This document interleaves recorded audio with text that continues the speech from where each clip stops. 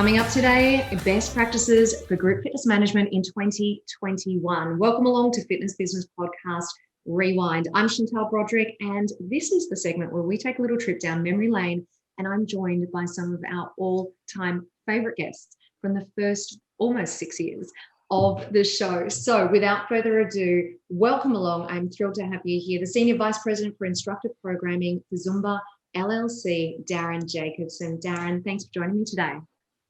Thanks so much for inviting me back. It's been a crazy year. Wow. I cannot actually believe that the last time we caught up, we were just saying was your episode aired in March 2020. I think we recorded it just a little bit earlier than that. And it was funny because I was re-listening to it this week. And we didn't talk about COVID. We didn't talk about shutdowns.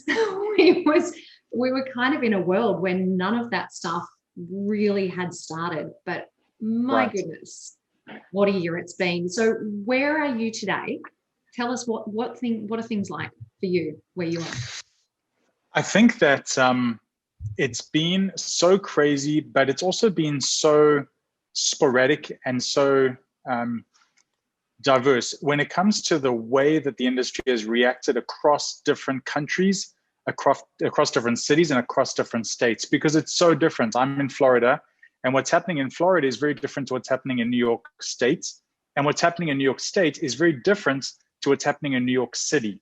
And so when you think about the way that Group X has been impacted by COVID and how we've tried to navigate this, it's been such a whirlwind of emotions, from people not being able to work at all, then trying to find solutions to make an income to provide for their families.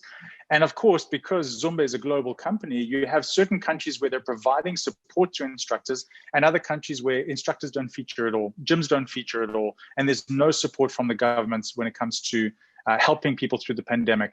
And so I think that the year of craziness is kind of getting to a turning point from what I'm seeing. And as it relates to the world of Group X, there were certain changes that were fundamental for instructors. Those instructors that were more tech savvy and had support, for example, at Zumba, we provide our instructors with tools to make them successful online. But putting that aside, instructors that were resourceful, that understood the nature of technology and the nature of teaching virtual or hybrid classes, I think have been able to capitalize in some sense. So there's almost two paths. The one path is instructors that jumped on early, that upskilled themselves and took advantage, because within disruption comes opportunities. The other side are instructors that basically clammed up and said, I can't do this. My gym's closed. I don't know how to teach virtually, which is a very different skill set if you think about it to teaching in a live experience. And so I think that this past year has been an exceptionally steep learning curve for a lot of people. It's been a steep curve for the operators, for the instructors, and for the consumers. And from a Group X instructor's perspective, those that were resourceful, that took the initiative, have survived and even thrived. Mm-hmm. And those that weren't able to capitalize or were too concerned about the technology and the constraints of being a virtual instructor have probably struggled a bit. Now, the good thing for them is we're starting to come out of that. And I'm hearing from a lot of the operators that they want to go back to those live in-person Group X classes where people feel comfortable to come back to those. So it's a positive, but what a crazy, crazy 12 months. Wow. Yeah, I couldn't agree more. And I'm going to come back to that shortly in regards to where you're hearing, gyms are moving forward to. But I think in relation to what you were saying with how some instructors just jumped on board, embraced the technology and went for it, and then others kind of held back. I mean, I guess the same could be said for a lot of facilities, a lot of operators out there. We saw some gyms just absolutely thrive in this environment and really embrace the technology side of things, and others that really didn't handle, things so well. And it's interesting that you bring that up, because I was just mentioning, we had a panel last week with our FBP fanatics, Shannon Fable and Rebecca Garrity Pinto, and Dori hosted, and our wonderful team of fanatics. And they were saying something very similar. It really kind of, you saw some instructors out there that absolutely stepped up and have just really made a name for themselves and taken it on board. And I think, I was hearing a lot of stories in that March through the June period last year where there were instructors and facilities who I think had already kind of stepped foot into that virtual world. They'd already kind of considered it. Maybe they weren't fully immersed in it, but they'd already thought about it for the business. And for a lot of people, I think they just fast forwarded into it and have been able to be successful. So I think it's interesting to think about that landscape. And when we caught up 12 months ago, we talked about best practices in group fitness management. And we talked about things like KPIs for instructors, how we're rewarding instructors, how managers are actually bringing on their teams, education, that type of thing. In your opinion and in your experience, how have things changed? What do our group fitness managers need to be thinking about now as far as best practices are concerned? It's a great question, and I think it's on so many different levels, because as operators start to open up, I think the general thought process of a Group X manager is, well, if I have live classes, I just bring my instructors back. But the feedback that I've heard from places like Australia, from Israel, and a couple of other territories is instructors have carved their own niche and they're making money outside of the walls of the gym. They're not comfortable getting paid $30 per class when they were teaching online and making $50 or $75 in the comfort of their own home. So from a Group X manager perspective, I think the first thing is, how close have you stayed to your teams? And have you provided them with support, ongoing education, initiatives to keep them close? Because when you pick up the phone to call them to come back, you want them to come back. And so I think that's the first challenge is, if you haven't really stayed connected with your Group X teams, you better get on that now. You need to pull them close. You need to make them part of the solution. As we go back to live in-person classes, I need you on my schedule, because we know the power of group exercise. We know that group exercise draws in 15, 20, 30 people per class. That's a very important metrics, for any gym operator. And we know that the satisfaction is very high when you have a great instructor. So your instructors are gold. You can't leave them out, and you certainly don't want to lose them. So I would say, in terms of best practice, put KPIs aside for a second. The reality is it's trust and relationship. If you have trust and relationship with your Group X instructors, and they understand the vision of what you're trying to do as an operator, they'll come back when the doors open again. And I think that's the first thing. The second thing is, if they're being successful online, is there an opportunity for you to now expand that? Could they teach online classes for your facility? Or could they, when they come back into the facility, teach hybrid classes where they have the virtual component and the live components? The great thing from an operator point of view is, now I potentially have people that are not members of my facility that are taking these online classes that could potentially become opportunities in the future to join and become members. So I definitely think the way we consider Group X and the way we consider Group X management needs to shift a little bit. We need to consider, are there incentives to pull people back into the locations? Do we want to focus on getting, looking at the number of the cost per head and also the revenue per head of a participant? And could we incentivize our instructors to help bring our members back? Even if our capacity is at half or 75%, could we say to the instructors, if you get to this milestone within your class, there's a kicker or an additional incentive. Maybe we pay you per head of the people that are coming in, and then there's a kicker when it gets to X number or above. So I do think there are innovative ways to do that. And also, I think that instructors would also like to see more of an investment in them from an education perspective. And that could be something simple as supporting them with, how do you teach a virtual class? Or, going back into the location, what are the COVID protocols that you need to have in place? Is there ongoing education and support you can provide to your instructors? Because a number of the instructors that I've spoken to feel a bit intimidated or uncomfortable to be in that space with other people. It's the same with our members of our health clubs. The ones that are comfortable being around other people, vaccinated or not, will come back to the location. But there are plenty of people that are sitting back saying, I don't know if I'm comfortable to do that yet. Our instructors need to be educated in how to make people feel comfortable within that space.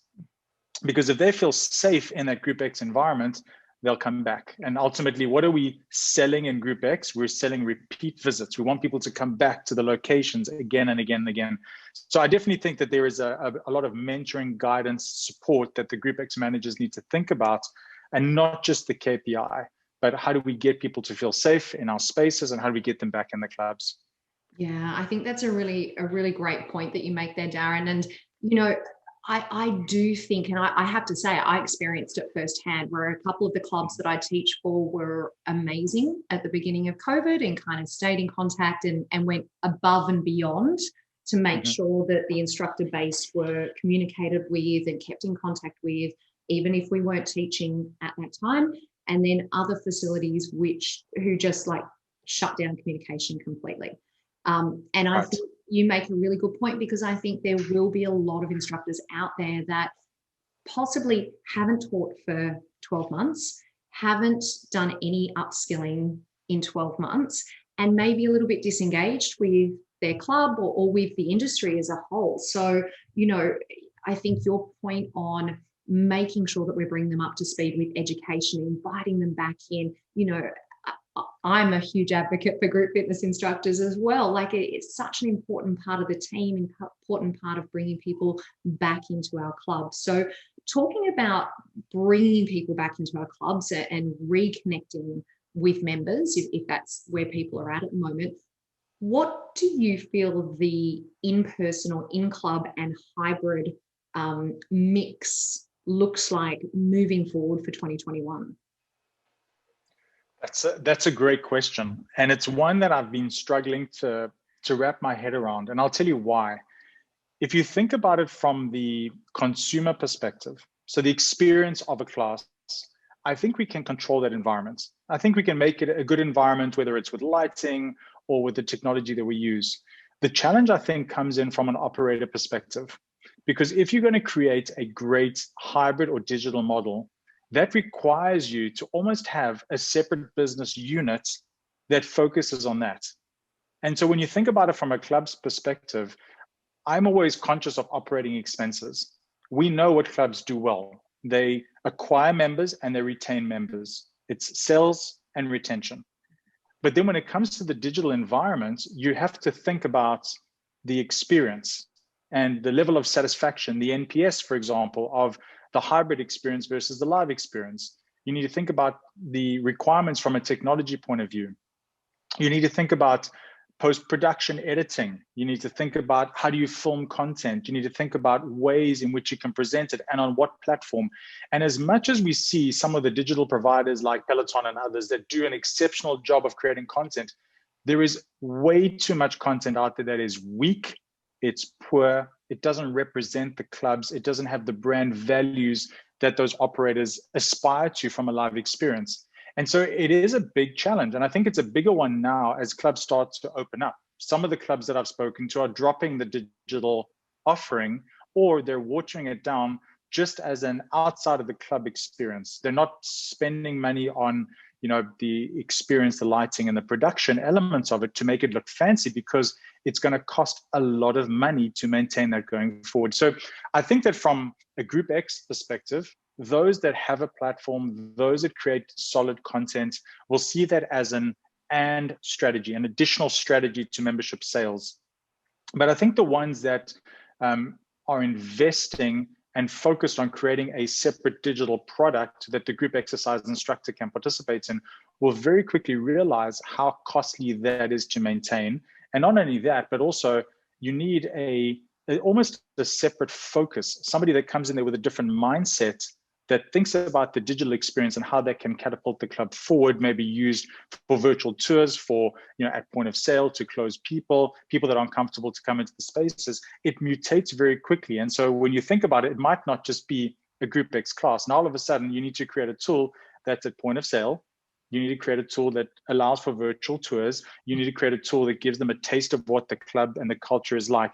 That stacks up very fast and can become very, very expensive. So I'm curious to see how that plays out, to be honest with you. I think that there are some clubs, and I've heard from, you know, some of the clubs in Australia that are just dropping the digital offering because their clubs are open. They've got 20 to 30% of members that are not coming back.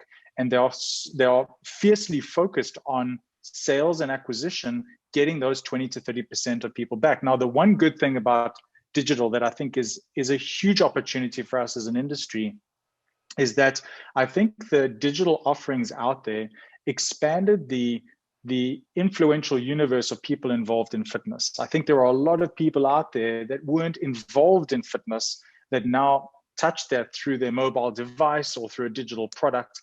And so there is a huge opportunity for us to get those people in, get them into the clubs, get them to experience our PT services, get them into a Group X class, wow them.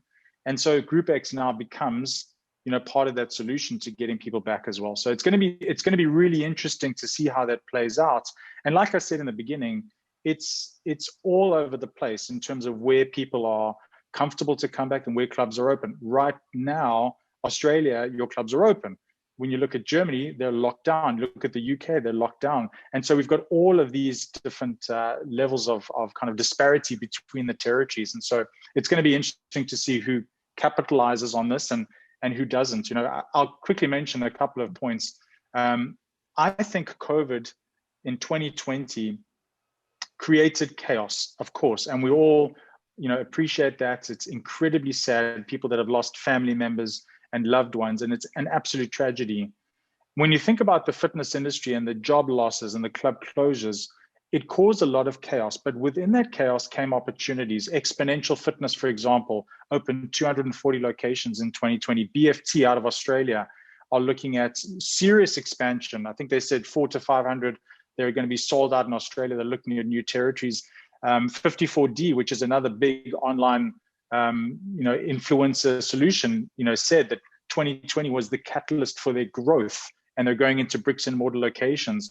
And so there are, these positive stories that come out of the tragedies that propel our industry forward, which kind of counters the doom and gloom and the sadness and the consolidation. I just got an article today, Planet Fitness thinks that their trajectory is going to be exceptional coming out of COVID. They're looking at, franchise locations, opening a lot more locations. So there's a lot of positivity, I think, that we can look to for the future, which gives us, good energy.